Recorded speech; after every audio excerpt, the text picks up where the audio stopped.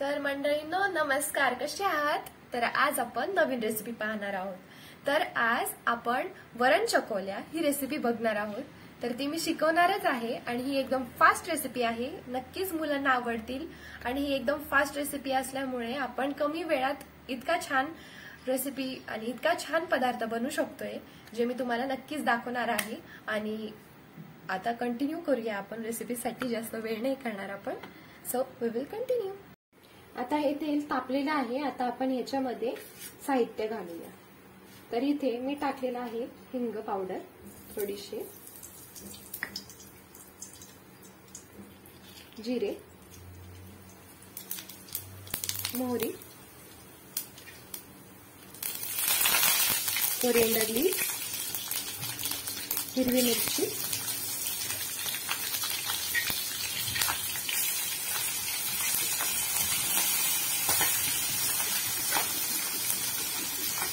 आणि आता आपण हे परतून घेऊया.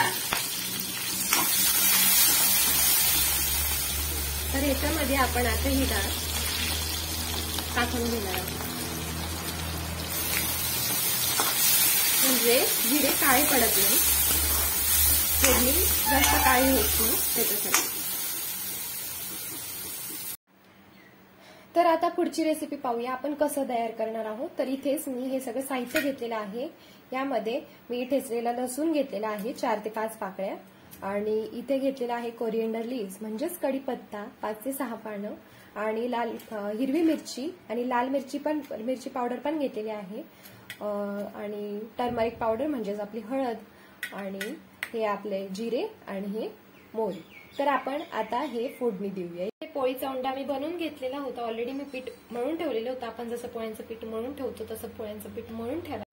तर आता ही पोळी बनवून झालेली आहे. तर मी आता चाकूने ह्याला कट करते आहे. तर बघा मी कसं कट करते ते.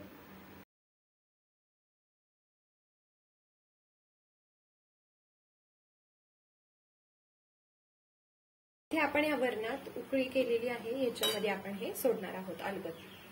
हे असं घ्यायचं आणि हे याच्यात सोडायचं.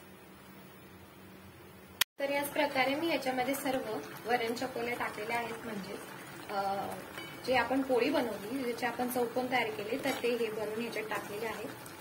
तर आता हे ह्याच्यात शिजून निघतील. शिजूस तोवर 15-20 मिनिटं हे याच्यात शिजवायचे आहे.